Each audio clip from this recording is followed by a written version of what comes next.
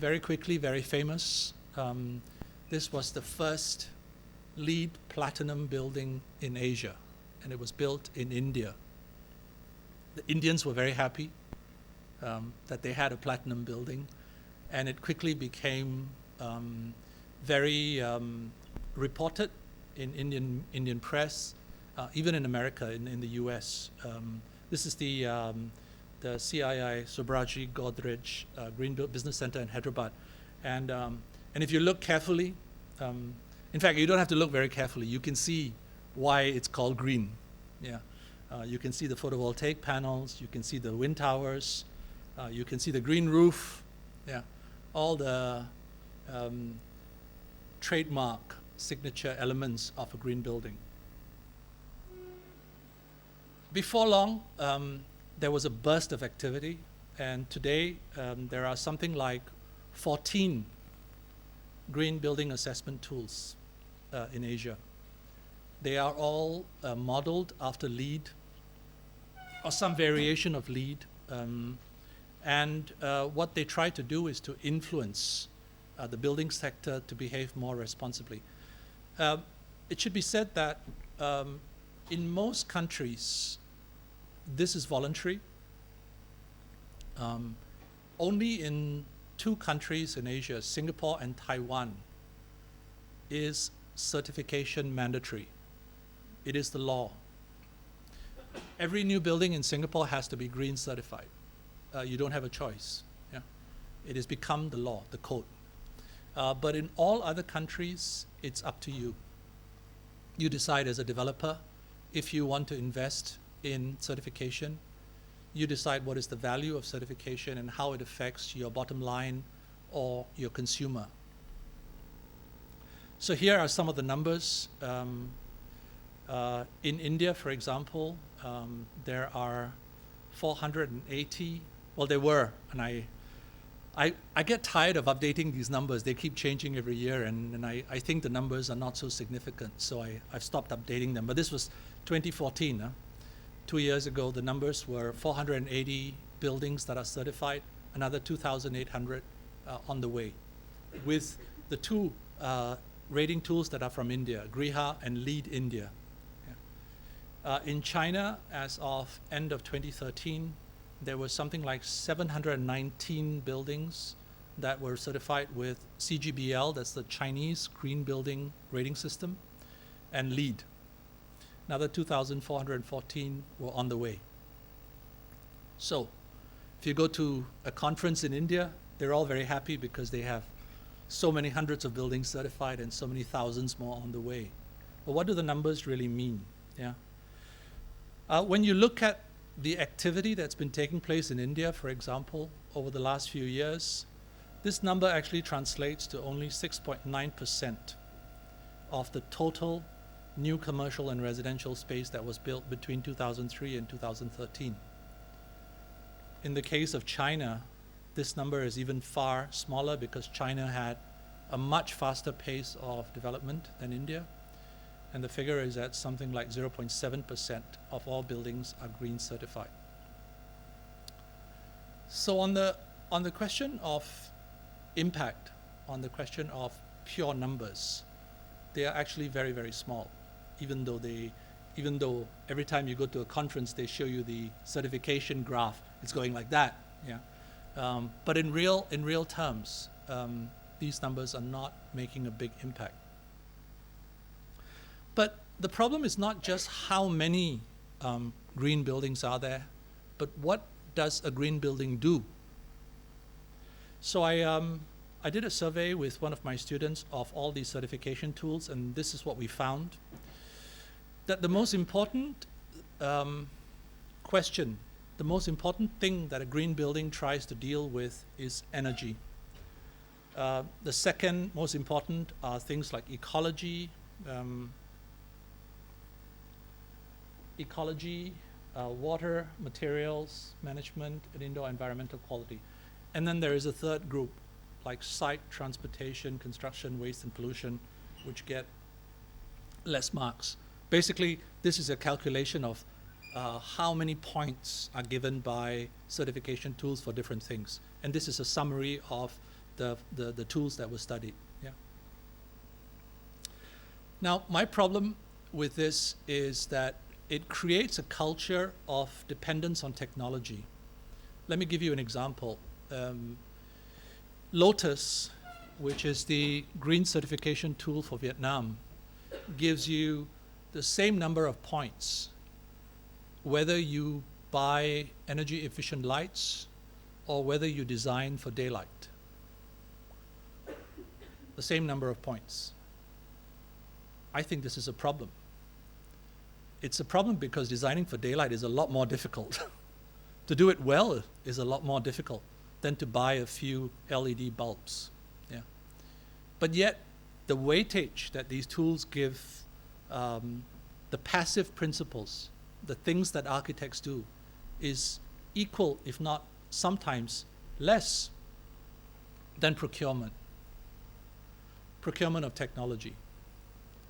So basically, we are encouraged by the tool to buy our way out of a problem. Buy a better chiller, buy a better light bulb, buy a better fan, buy a better escalator. Yeah. But it doesn't go to the heart of the question of what is consumption. It's focused primarily on the question of efficiency. I give you an example of what this means in real terms. Yeah. I did a survey of some buildings in Singapore, and one of the very interesting examples was this building in which had a green mark gold. Green mark is Singapore's answer to LEED. Yeah. It has been around for coming up to 10 years now, and it's very, very successful. In fact, 30% of all buildings in Singapore are certified with green mark. So we went into this building, which, by the way, for a tropical building doesn't look very tropical. It's all covered in curtain wall glazing. We went into the building and we surveyed the occupants. And we found out that 82% of the people in this building are relying on air conditioning in the living room, and 91% rely on air conditioning in the bedrooms every day. So where does the credit come from? The credit comes from the efficiency of the air conditioner.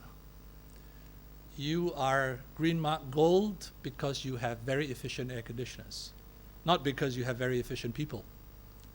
It's the technology that is rewarded, not the behavior. We compared this with an older generation building that had no certification, but was more tropical, and you found the numbers were quite different. Yeah.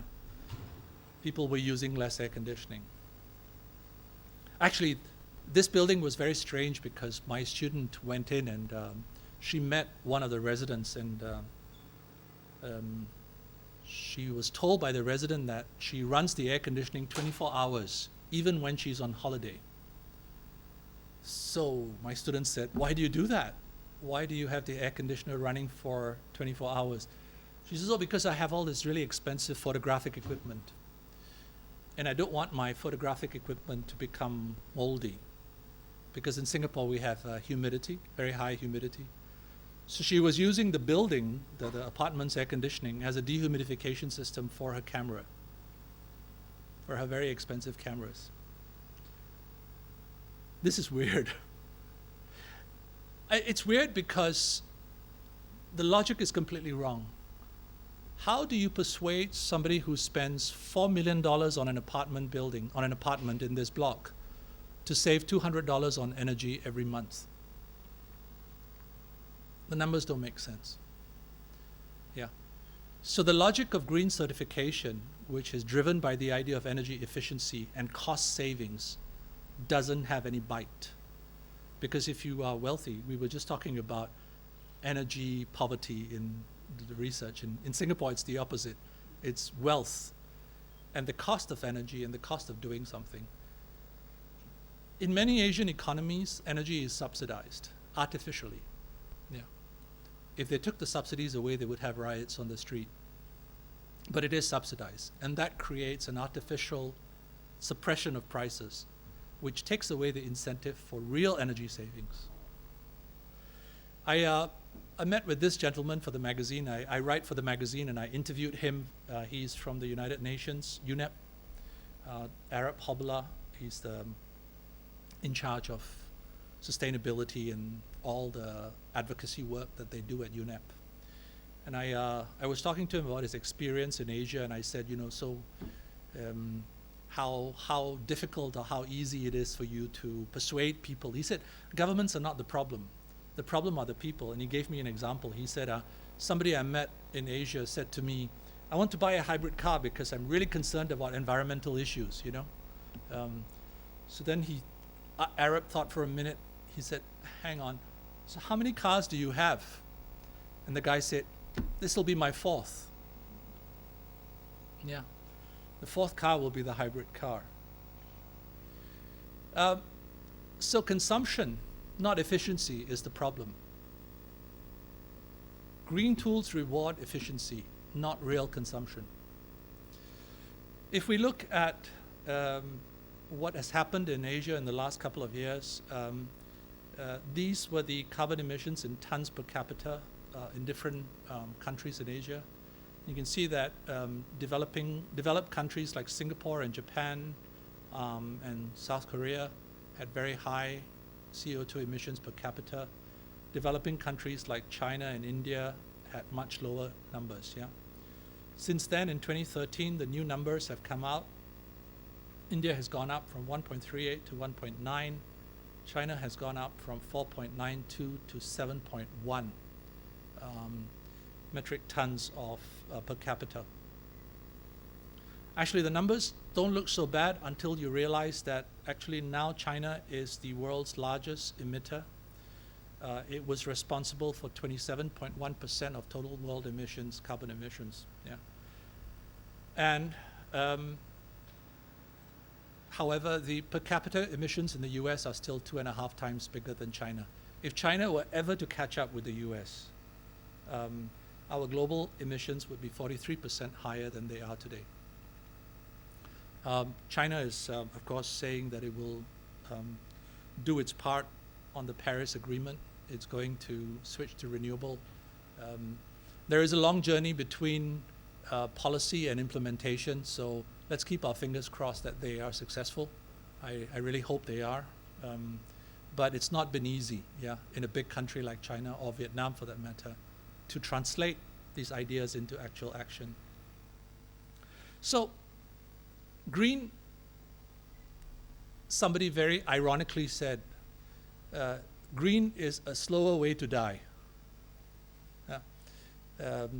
That what we are doing is reducing the speed at which the problem takes place. We are doing less harm.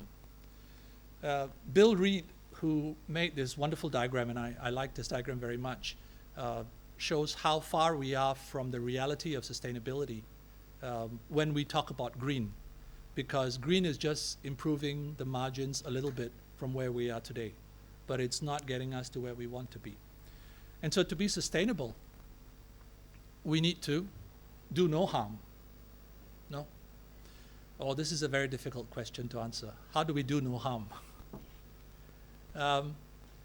Perhaps the easiest way to discuss it is to talk about the question of net zero energy.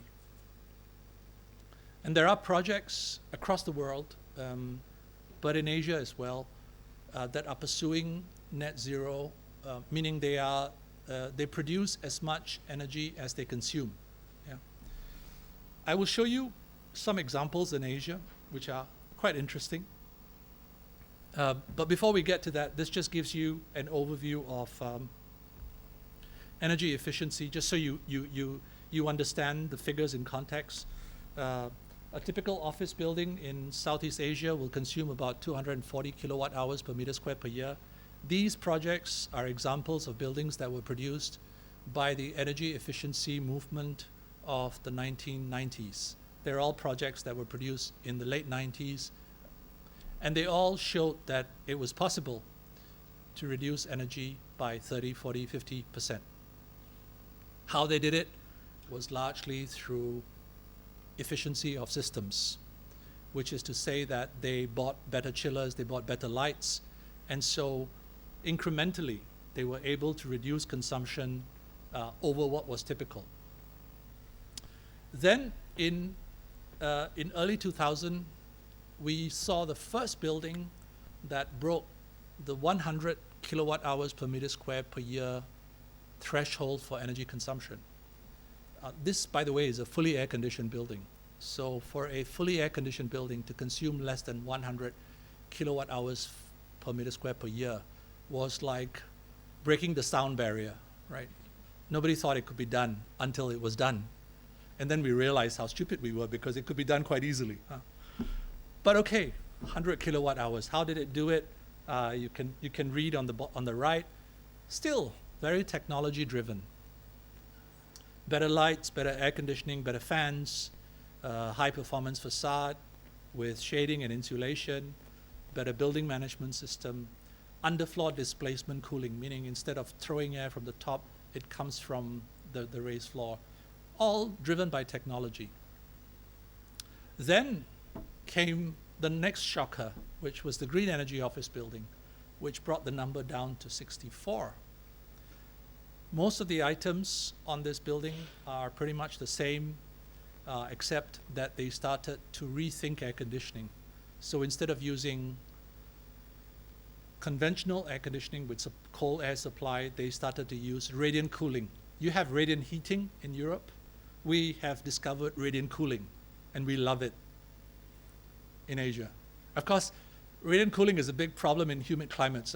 If you don't close your window, all the floors become wet because the floors are too cold and they come into contact with him. Anyway, so we discovered radiant cooling in this project, and it brought, again, fully air-conditioned building, meaning fully climate control, 64 kilowatt hours per meter square per year.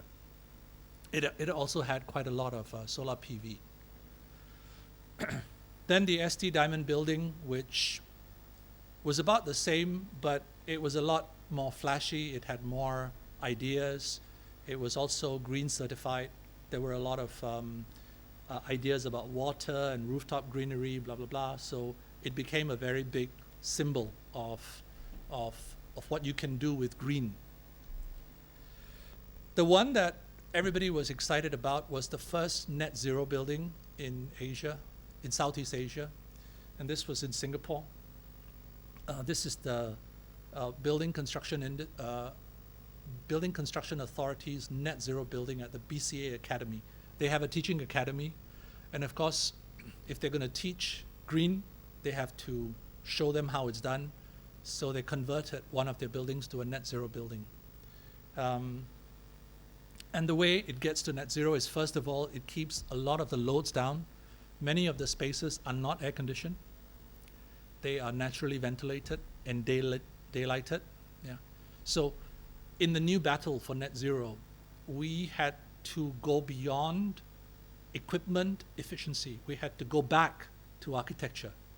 Yeah. We had to go back to passive design. We had to go back to how the building would engage the climate. And then, of course, the easy part is to put the PV on the roof. Yeah. I say it's easy because, if you have money, you can buy your way out of this. But to me, the 42 kilowatt hours of PV is not the magic. Yeah, the real magic is the number 42. How they arrived at 42 was to rethink efficiency. And they went back to first principles of design. And so when you go to this building, it is like a textbook. This building is like an amazing textbook of things you can do. I love bringing my students there because and so these are daylight catching systems. They bring the light into the space. These are ventilation systems that when the building heats up, it extracts the hot air naturally and creates a wind flow. Yeah. And so the building becomes like a Lego kit of parts. Yeah. It presents an aesthetic of environmental systems. It presents an aesthetic of eco-bling, we call it. You know the expression bling? When people wear big fat jewelry. So this is eco-bling. When the building wears big fat jewelry, it's telling you, hey, I'm doing something. Okay, still important. Yeah, you can tell I don't like the aesthetics very much, but I'm an architect, so we're fussy. Yeah, Um, I think that what it achieved was that it demonstrated to industry that it was possible to be net zero in an operational way. Meaning, it wasn't just a building that you build as a showcase, but you actually use it in a real way. Here are some of the very elaborate simulations that were done for air movements, thermal ingress. I mean, I think it's difficult for most buildings in Asia to do this now. There isn't the same level of simulation capability across Asia. So in some ways, this project remains unique. It does not get repeated so easily, yeah, because what is easy to copy is the technology. What is difficult to copy is the process. And this was a very elaborate process, yeah, and not many people have been able to repeat the process. The Taiwanese have their own version of the net zero building. Here, the building is called the Magic School of Green Technology. I like that they named the building what it is, green technology. They don't try to hide it. And I think that the Taiwanese have a sense of humor that Singaporeans maybe lack, because you can see on the roof here, there is a big solar panel that is in the shape of a leaf, and sitting on top of the solar panel is a little ladybird, an insect, sculpture. So I think they have a sense of humor. I'm not sure. Maybe it's accidental. But anyway, whatever it is, they make buildings speak even louder than Singapore. And this project consumes 43 kilowatt hours per meter square per year, which is about the same as the zero energy building in Singapore, the one by the BCA Academy.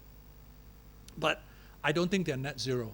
What they call themselves is carbon neutral, which is they offset their consumption by planting trees somewhere else in the forest. So they don't try to do it on site. They do it through carbon trading, a kind of a carbon mechanism. But all the signature eco-bling of green buildings are there. There you see the, in case you missed this, it's a ventilation shaft pretending to be some kind of a creature. I don't know. I don't mind it so much, yeah. This is another one, the zero carbon building in Hong Kong. And this really is net zero. In fact, it's net positive. It's carbon positive, which means that it produces more energy than it needs on site. And it becomes zero carbon because the excess energy that it produces offsets the embodied energy in the building. So over time, it pays back the carbon through its production of carbon. But this is not a real building. It's a prototype, and it is a demonstration project. So if you're ever in Hong Kong, you can visit this as an example of what no other building in Hong Kong will ever do, because this is what it looks like in plan. A beautiful building sitting in a park, 2 stories high, and covered with solar PV. And this is Hong Kong. Doesn't fit. Yeah. So we have this idea of net zero that has no relationship to the reality of Asian cities. And I said to you at the beginning that the problem of Asian cities is density. How do you make this net zero? It can't be solved at the building level. You cannot solve this problem one building at a time. You need to think about the city as a system. But just to give you an idea of density, these are 3 cities in Singapore: Mumbai, Hong Kong, Singapore. Their population and their average density. So the number that you see there is the number of people per square kilometer. Yeah. The peak density shows a different figure, which is to say that within the city, which is an average, say Mumbai of 28,000, there is a part of the city that is 121,000 people per square kilometer. Yeah. Hong Kong also has an area in Hong Kong where you have more than 100,000 people per square kilometer.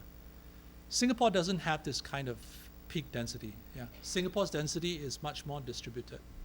And the reason Hong Kong does it is because Hong Kong concentrates its development in certain areas.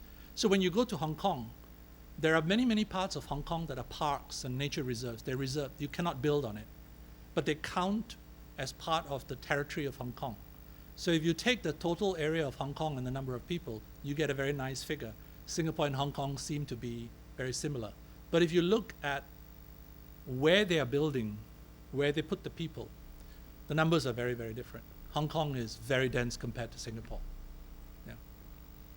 Just in case you're wondering what this is like, I went online to look for figures for Barcelona, which is the only city. I couldn't find anything for Pamplona. I should have asked you, but I may be wrong, but this is what I got last night. It's about 8,500 average, and peak is about 18,000. So Hong Kong, Singapore and Barcelona are not too far apart in terms of distribution of people, but 100,000 people per square kilometer. Goodness. I've been to that part of India, Mumbai. It's scary. I mean, it affects livability, life quality in a very, very big way. Yeah.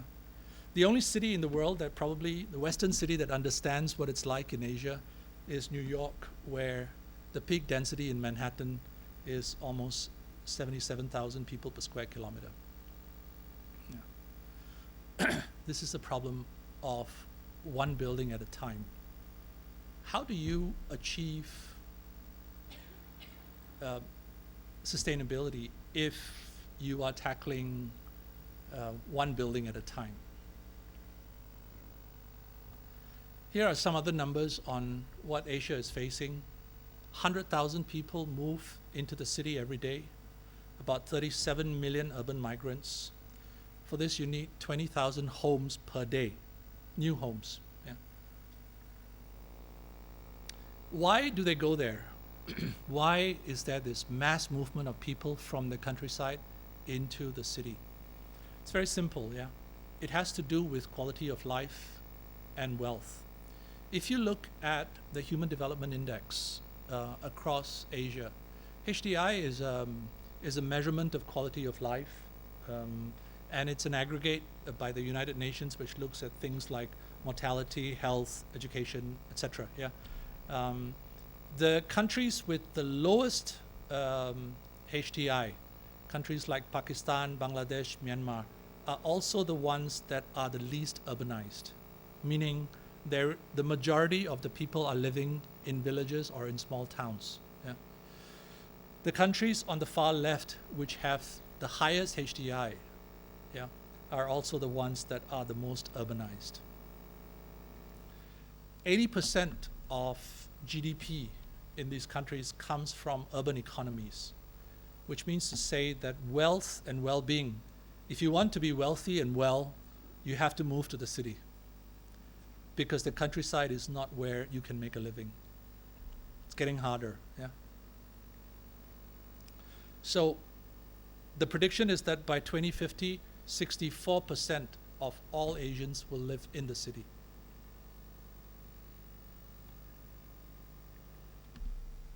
So we get to this diagram again of what do we do, where do we go from here? Yeah. I should start by saying I don't have the answer. I just have a few questions, yeah. And part of the examination for me with my book was, where do we go from here? If the answer is not one building at a time, what strategy can we have for thinking about the future? Bill Reed talks about developments that are net positive. sometimes referred to as regenerative design. This is projects that are contributing more than they take. Now, typically when we talk about net positive, we're talking about net positive energy, which is to say that a building produces more energy than it needs and it gives to the grid. Yeah, this is the most common example of net positive. But I think in Asia, we have to examine this question in a bigger way. We have to look at buildings that can do good. Yeah, not just do less harm or do no harm, but to actively give back to the city, to create a positive impact on the city. By the way, I'm not discounting the need for energy efficiency. Yeah, this is not either or. It is in addition to.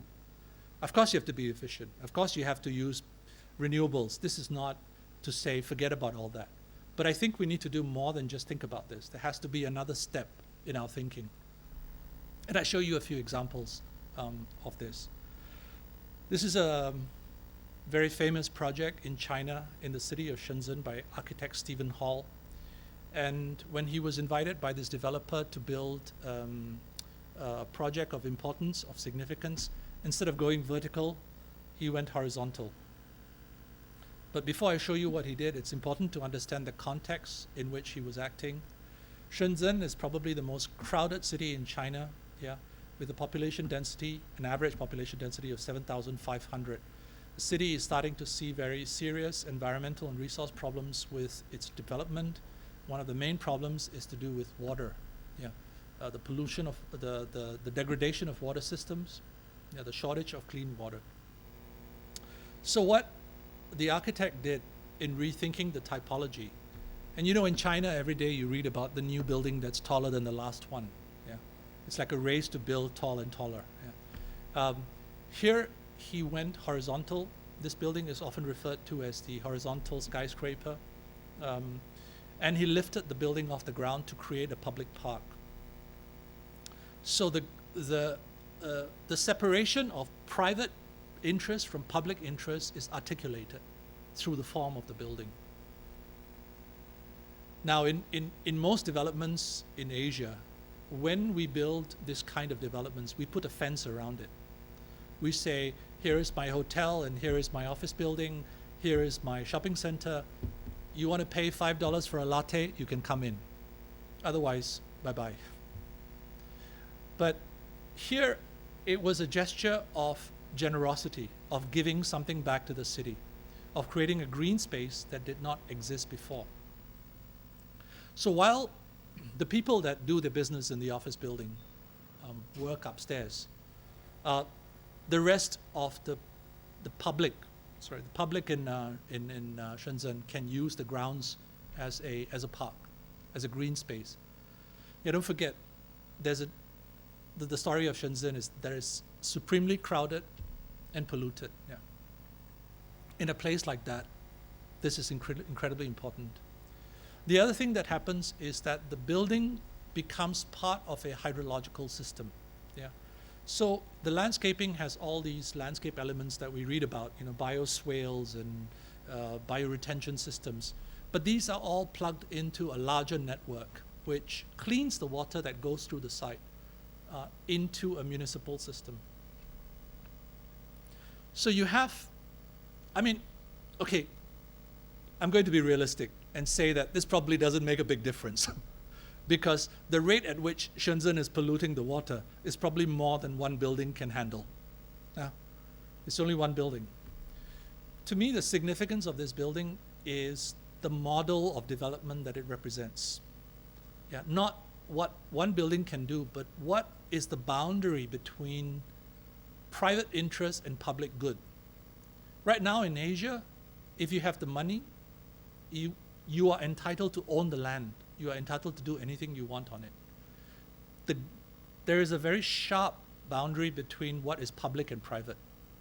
Here is an example of an architecture, a way of thinking that dissipates the boundary, softens the boundary between what is public and what is private. So if this was to be replicated across Shenzhen, maybe you will start to see the water the quality of water improve. Yeah.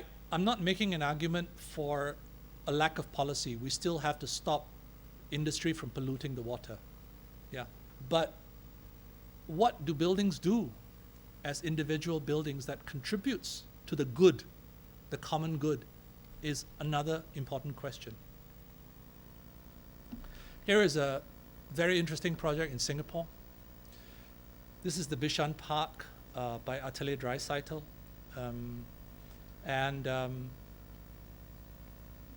It is probably one of the most visited parks in Singapore since it opened a few years ago.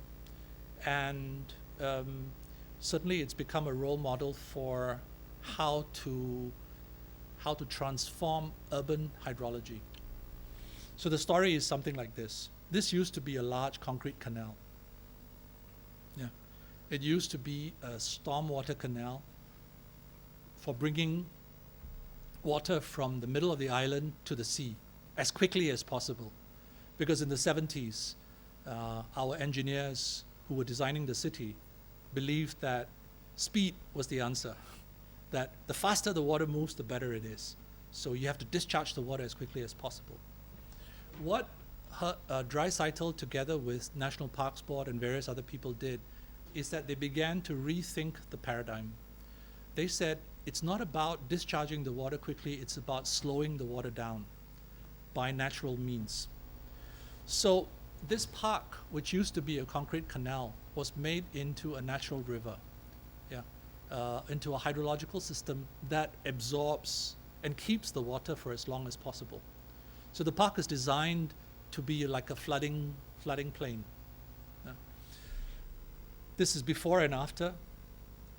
On the left is the image of the original, and then the right is what they did at the time of construction.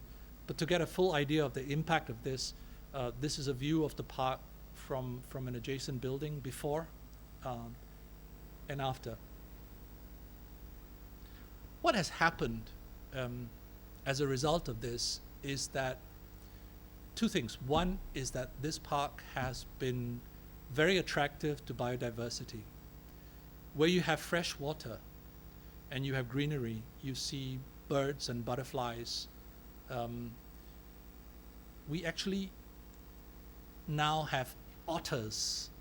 Did you know, I don't know how to say otter in Spanish. It's a small animal that in the sea, in the rivers, they make dams. Okay, we have that. And I mean, it's crazy. If you've been to Singapore, to see otters swimming around in a park is 5 years ago was impossible to imagine. Yeah. But today, there are pigs and otters running around this park, which scare the living daylights out of Singaporeans because we are not used to nature. Yeah. We only think about pigs in terms of food. We don't think about them as wild animals. But hydrology brings with it ecology. Yeah. And it is one of the most popular parks in Singapore because suddenly it offers new possibilities, new relationship with nature. Is it nature? Well, it's man-made. Yeah. But there are different grades of nature. Yeah. And Singaporeans we live in a very green city. There are many, many trees. But every Singaporean who lives in this area loves this because suddenly you experience nature in a different way, in a truly biophilic way. Here is another very interesting project which redefines the boundary between public and private. This is a hospital, the Khoo Teck Puat Hospital in Singapore. Now, the boundary of Khoo Teck Puat Hospital is really that, yeah. But they were given permission to adopt a large pond in front of the hospital and to redevelop that. And so the building sits in the middle of a public housing estate, and many people who walk in front of it use the hospital for recreation. They treat the hospital like a park. So, you know, I like to tell the joke that this is the only hospital in Singapore where people who are not sick like to go. It attracts tremendous local visitorship. Yeah. And part of the reason is the way in which it was designed from a man-nature perspective. So the first thing they did was that they conceived the project as an ecological hub. Yeah. This is what the middle, that space I just highlighted, looks like. It is a biophilic center of the hospital. In fact, the developer of this hospital, the owner of the hospital, wanted to use nature as a way of improving healing. It's quite common in literature to find examples of people feeling better or recovering better from illness when they are close to nature. So he was applying this principle to the design of his new hospital. He told the architects that they must make the hospital biophilic. They must create a healing environment. Sadly, no research has been done to show exactly what is the impact, because I believe there will be an impact. But right now, they don't have any data to demonstrate exactly what is the impact. But I think it was a very radical way of thinking, yeah. But what was interesting is the relationship to the water. When they adopted the pond in front of the hospital, and they made the whole thing into a large park, the boundary between the hospital and the pond dissolved. And it started to attract all kinds of other visitors. Today, when you go to this hospital, you see lots of boards from people in the Photographic Society or the Nature Society that go to the hospital to photograph birds and butterflies. And they document how many species visit the hospital. It's not just birds and butterflies, it's also old people who go to the rooftop for recreational farming. They have converted the roof into farms which produce vegetables that are used within the hospital itself. So it's a very small percentage of how much they consume. It's not a huge number. But I think the benefit is not actually how much money you save. Yeah. And I think this is the failure of green in discussing things purely from an economic capital point of view. The value of these ideas is the social capital, not the financial capital. Yeah. In the way that community is created, in the way that natural capital is created. This is where the battle is. In other parts of Asia, Indonesia, for example, the urban farming movement is very popular. Indonesia has a grassroots movement. Indonesia is not so top-down. It's more from the ground, yeah. Called Indonesia Berkebun, which means Indonesia farming. And it consists of groups of young people who are guerrilla farmers. They go into different parts of the city. They find land that is not used. And then they go and tell the developer, until you build something on this land, please give it to us to grow vegetables. And they turn these empty plots of land into space for vegetable farming. They get the community together, and the community will come in, and they will. It does more than just create a nice community activity. There is also education and economy, which is to say that people who grow the vegetables can make money from growing the vegetables. They can then sell it in the market. So we're back to this here, which is what is missing from this list.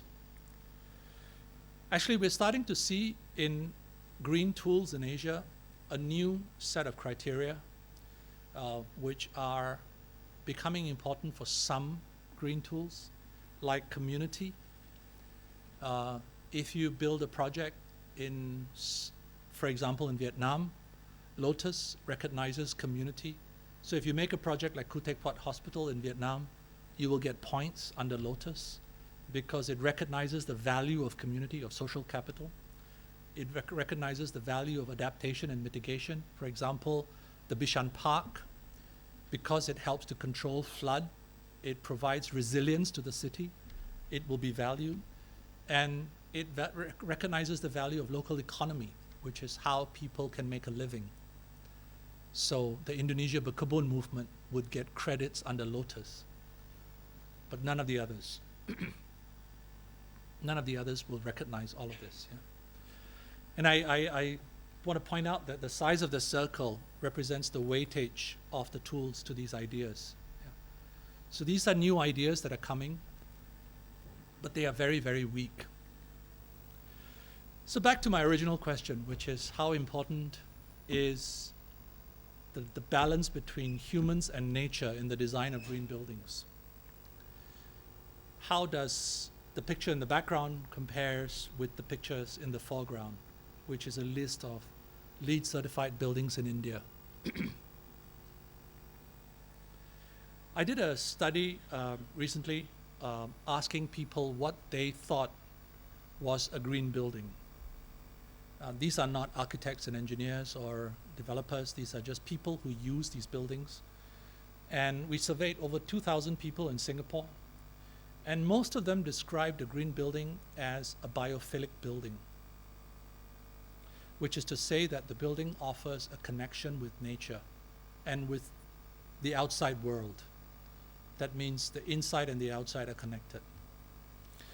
And the most important features of a green building are plants and daylight, the essence of biophilic design.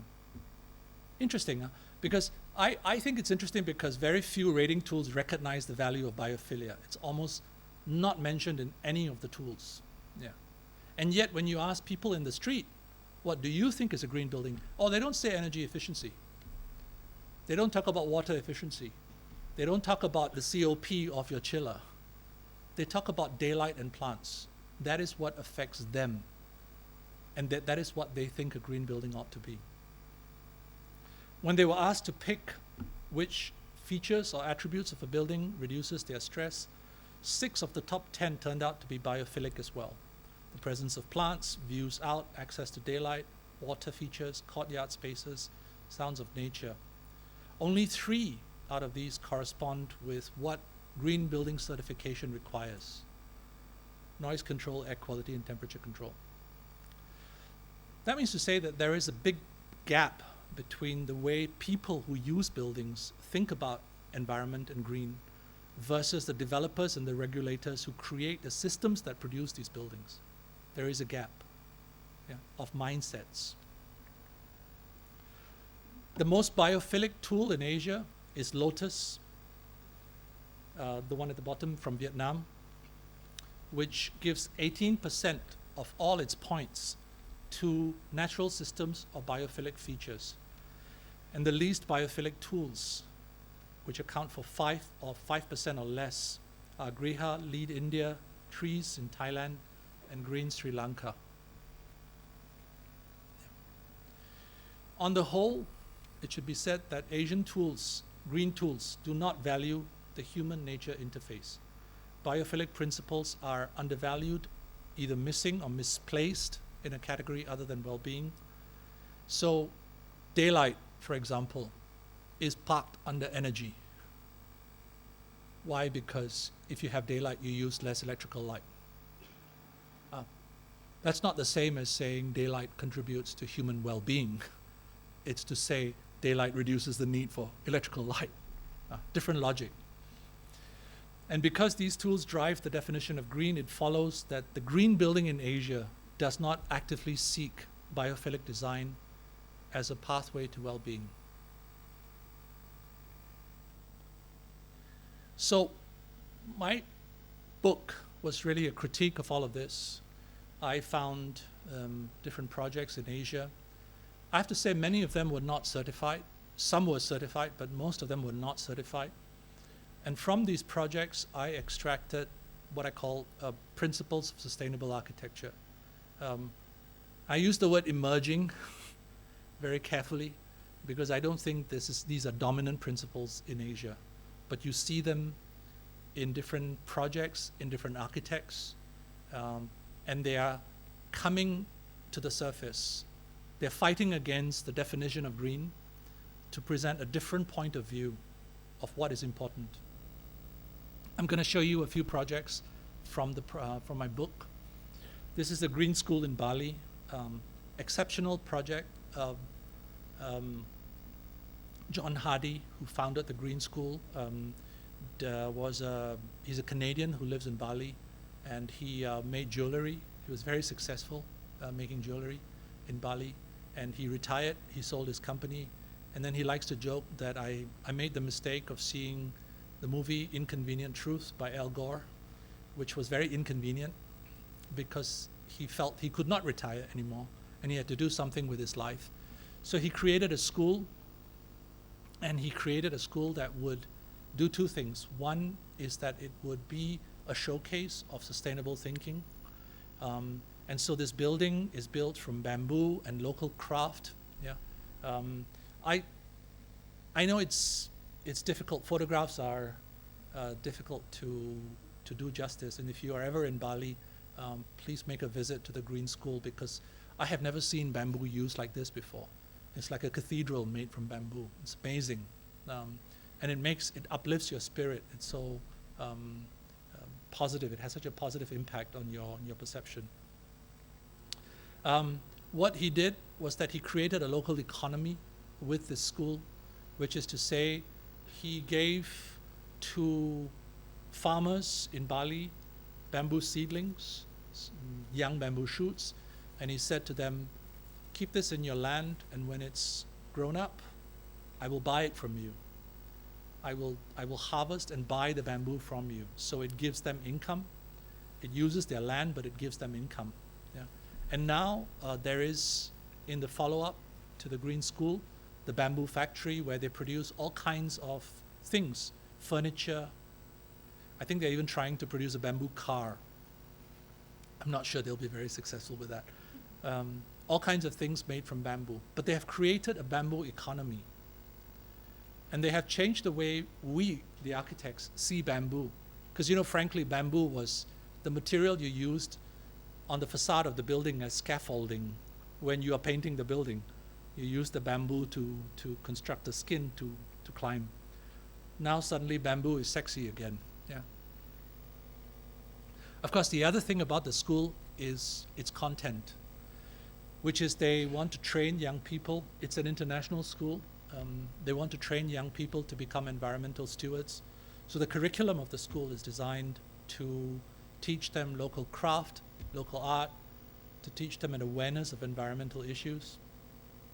I think 10% of all places in this school are reserved for local students on scholarship. That means they're given free scholarship to create diversity in the programs. It's a really exceptional school, and if you go online and Google it, you will see lots and lots of videos reporting on how successful it is. One of the nicest things about the school is that they're trying to be self-sufficient in terms of energy. I think they are now. They're net zero energy. But they were also trying to be self-sufficient in terms of food. And the way they did that is that they had all this land, and they would invite the farmers to come in. And the farmers would come in and make crops on the land. They would keep some of it for the school, and the rest the farmers would sell. Again, a relationship between private interest and public good. Yeah? It's interesting how this boundary is not sharp anymore. This is another project in Bali as well, a hotel called Alila Villas Uluwatu, on the other end of the scale, which is a very posh, expensive hotel. But I like this project because of how it changes my expectations of what a hotel should be. Yeah. It's built in the southernmost tip of Bali, where it's a bit dry, and it sits on a cliff, a limestone cliff. This is where everybody goes to have their wedding photographs taken. It's very popular with wedding couples, apparently. But from the beginning, the architects had a very strong ecological point of view, which is they said, if we put a property on this site, we want to improve the site, not degrade it. We want to create conditions where the biodiversity becomes more, not less. And Woha, I know the architects quite well. They were telling me the story. They said, we went to the site, and next to us, a few properties away, was this other big brand name, very expensive couture brand who was opening a hotel. I don't know why fashion designers want to open hotels, but apparently they do. Yeah. And what they were doing was that they were slicing the cliff because they wanted to create a certain architecture. They were taking the land and they were taking all the limestone and pushing it over the edge of the cliff into the sea to make their architecture. And he said that we wanted to do the exact opposite. Yeah. We wanted the hotel to disappear in the landscape. A big part of that was the strategy for water, how water moves through the site. And this is the water management diagram showing you both fresh water and recycled water moving through the site. And this kind of illustrates that. So the buildings are on a slope, and the water that is collected trickles down waterways, bioretention swales, and then it gets used and reused within the building. All gray water then gets pumped into the system. Yeah, it gets recycled. And what I like about it is the way the architecture is so pleasant and joyful. This is not an architecture of eco-bling. It's not the zero energy buildings I was showing you. It's more subtle. It's much more designed in the way that the landscape and the ecology and the architecture become seamless together. Yeah. So these are the details of the waterways and the bioswales, the water retention systems. And when we were photographing the project for the site, I was trying to look for examples of biodiversity, and there were so many. In fact, Richard Hassel, who's one of the architects, tells me that when they finish the landscaping, when the hotel was just finished, and they finished all the landscaping, all the cows from the neighborhood farms just came into the hotel and started to eat up the landscaping. And he said he had photographs of all the cows wandering through this posh hotel. And he said, we thought it was hysterical. Of course, the hotel owner was not amused because they had to do the planting again. But this is nature. Huh? You cannot define what can or cannot come in so easily because the boundaries are not so clear.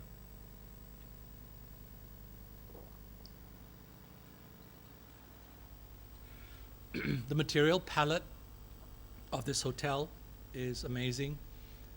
Most of the materials are either local or from nearby, but I like the creativity of the use of materials. I think that, for example, on the far right, bamboo ceilings. The middle picture shows you the limestone that they got from the site and they reused to make the landscape walls. And the far left are hardwood timber that they rescued from lampposts, like street lighting in Indonesia. They throw away these things because it has no value. And they rescued this, they cut it up, and they made these beautiful cabanas. Which goes to show that it can be green and it can be beautiful. Yeah, it doesn't have to be tacky or functional. This just shows you where all the materials come from that were used in the hotel, material sourcing map. I want to take a few minutes also to show you what has happened since my book came out. And I've been following the work of architects in Asia, in Southeast Asia in particular. And I started this lecture with Ho Chi Minh City, the photographs of Ho Chi Minh City. And I want to end it with the work of an architect, Vo Trong Nha. He's a Vietnamese architect, very talented guy, who's doing amazing things in Vietnam. None of these buildings, by the way, are certified. So I think it's an important question of what value does certification bring on top of what these people are doing. Yeah. This is a kindergarten, believe it or not. It's called the Farming Kindergarten, and it is located next to an industrial estate on the outskirts of Ho Chi Minh City.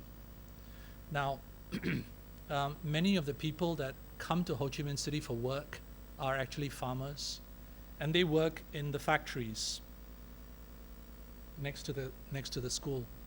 And so when the owners of this factory decided to create a kindergarten, they asked Vo Trong Nha to come up with a solution. And he thought it would be interesting to create a school where these people who are farmers can go and farm again in their free time. So he made this building like a pretzel, where the rooftop is these sloping surfaces that can be used for farming. And so if you are somebody working there and your children are going here, then on the weekends you can go onto the roof and grow vegetables for yourself, or for the school. So the school is very simple, and the logic of the pretzel is that each loop of the pretzel defines a certain group, an age group of children. So they have different ages of different groups in different clusters. But the magic is the roof, where parents and kids come together to farm. I think this is interesting.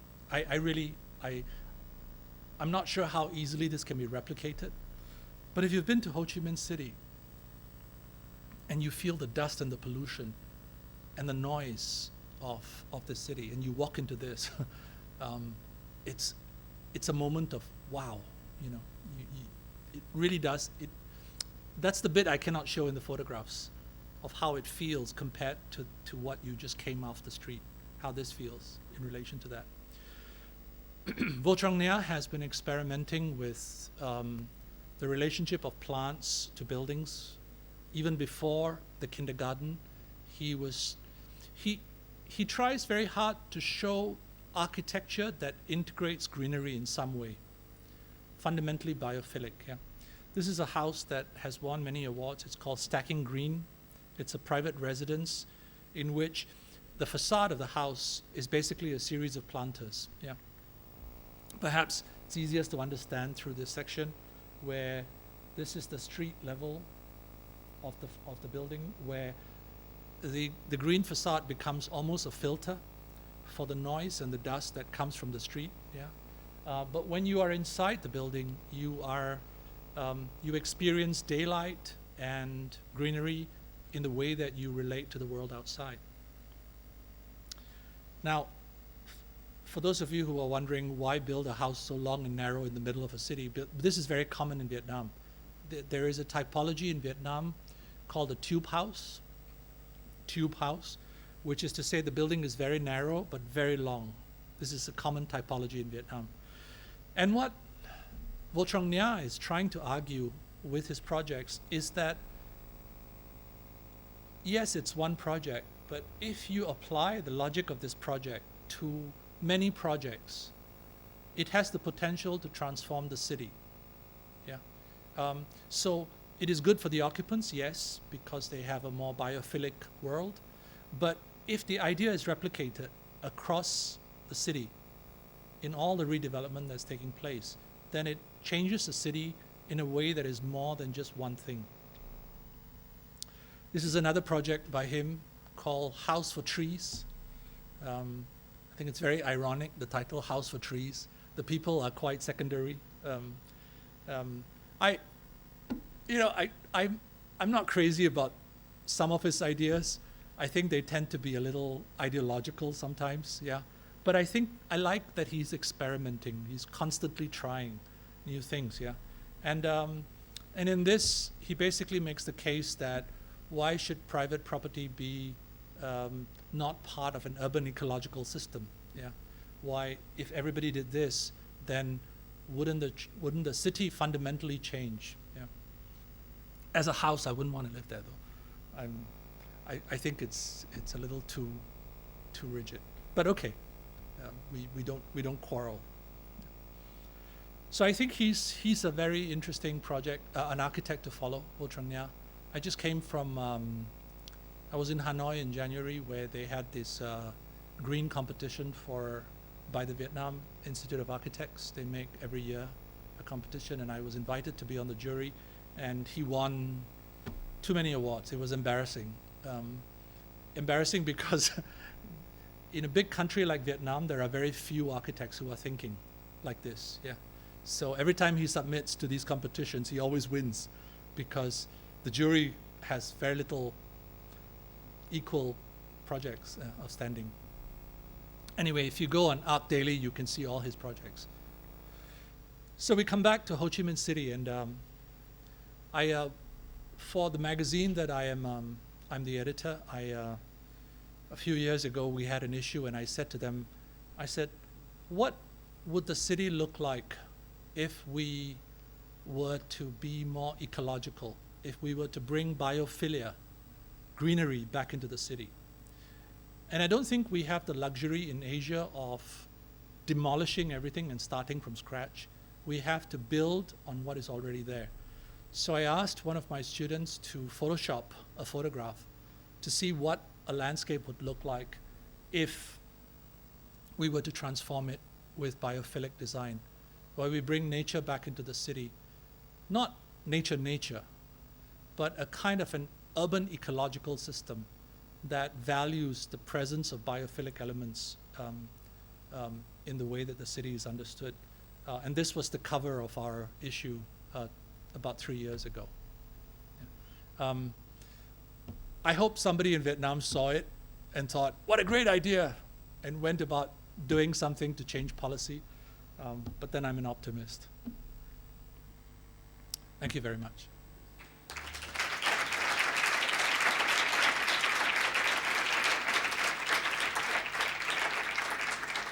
So I think we have a little bit of time for some questions, if anybody has. Yes? I would like to ask you about the question of mobility, because Europe right now is quite cool to ride a bike, to go to the university by bike, or maybe in public transport. But my idea is, right now in Asia, there's a kind of big explosion of the individual car, motor car. In China, there are people that used to drive bikes right now. It's a form of maybe social promotion to buy a small car, and it's a kind of product right now. Yeah. No, you're right. I didn't show mobility in the presentation, but there is a lot happening, and there are a lot of new ideas on the way in which cities can be redesigned for walking and cycling. Singapore is leading the discussion on this. For example, right now they have a system in place that is not complete, it's ongoing, where they are connecting the whole island with what they call park connectors. So you will be able to cycle around the island without encountering traffic.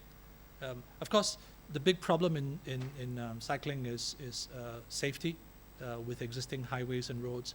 So they are building a parallel network of cycling tracks. So it becomes possible to move easily through the city on cycle. I just came from Hong Kong with my students, and in the new housing estates in Hong Kong, you're starting to see as well, roads are being designed with dedicated cycling tracks.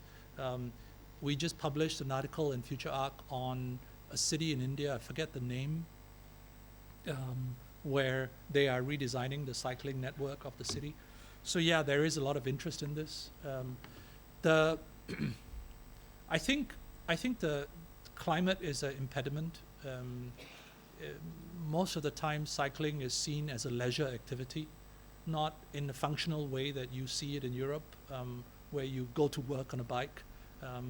This is a cultural thing, partly because people get all dressed up for work, and they have their tie, and then they don't know how to manage this. But maybe in time this will happen as well. But right now it's largely leisure, recreational kind of networks.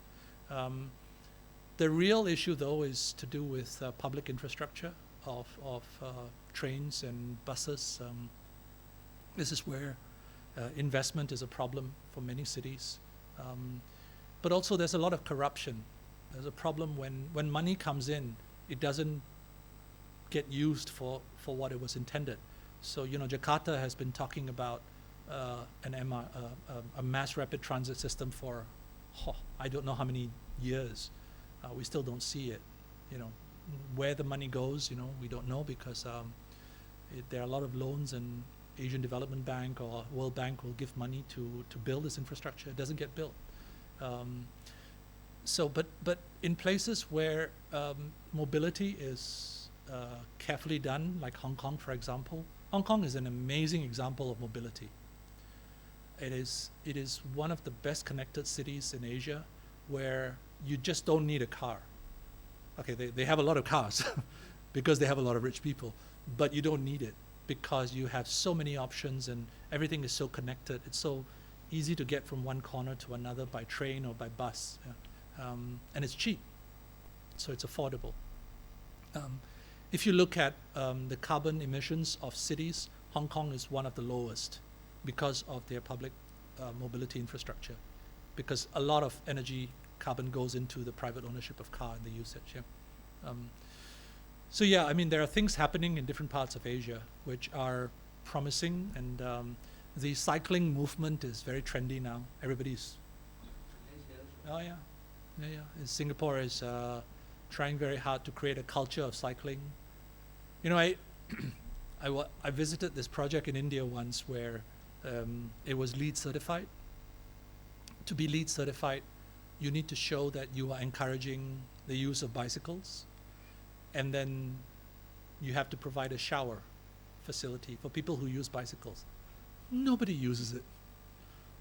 I mean, it was a joke of certification. It's one of these crazy things where you create things that have no cultural basis, because no Indian would go to work on a bicycle and then shower and then start. It's culturally so difficult. So I think you can get the infrastructure in place, you can encourage people to do it, but the cultural shift is a harder one, you know. It's like that person in China who said, yeah, I want to buy a hybrid car, but it's my fourth car, you know.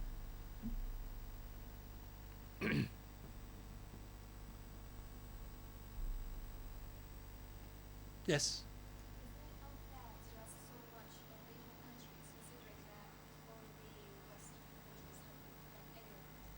Have what, sorry?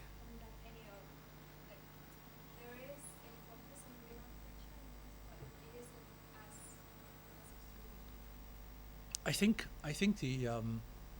this is a very common argument used by governments in Asia to say, well, you know, you have your 3 cars in your house, why shouldn't I? You know, it's only fair that I should be allowed to pollute as much as you do. But I think that this is the wrong way to think about this, because what we're talking about is not sacrifice. We're actually talking about a better world. Meaning, the projects I have shown you, they're not projects that have asked people to give up something. They've actually added value to what they're doing. You see what I'm saying? I think the big problem with sustainability is that it is discussed and understood as a doomsday scenario, where everybody says, oh, you have to be sustainable or we will all die. Yes, there is some truth in that, but nobody has articulated a better world that is sustainable. So we always describe sustainability as you have to give up this and you have to give up that, you have to give that up. But actually, what we're seeing in some of these projects is that it improves the quality of life, not decreases it. Yeah, show me how Khoo Teck Puat Hospital is a compromise. You know, I think it adds value, not detracts from it. So I think the do less harm camp, the people who, the green building councils and the green establishment project this message that it's more costly, you have to give up things, you have to live your life is worse, but you have to put up with it. Then you get into a discussion, well, why should I? You know, if you in Europe or in America. But I think this is a wrong argument. I think we actually get a better quality. If we think about it in a different way, we get a better city, a better architecture. I like the work of Wu Trong now. I think he's interesting and he's fun. I like the work of Wu Ha. I mean, I just showed one example today, but they've done other things in public housing, in schools. I think they make very interesting buildings that are beautiful, and they make me want to protect the buildings. They make me value it in a way that no single green building has been able to do.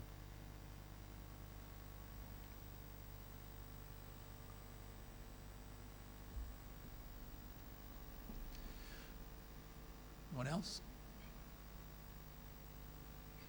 Thank you very much. My pleasure.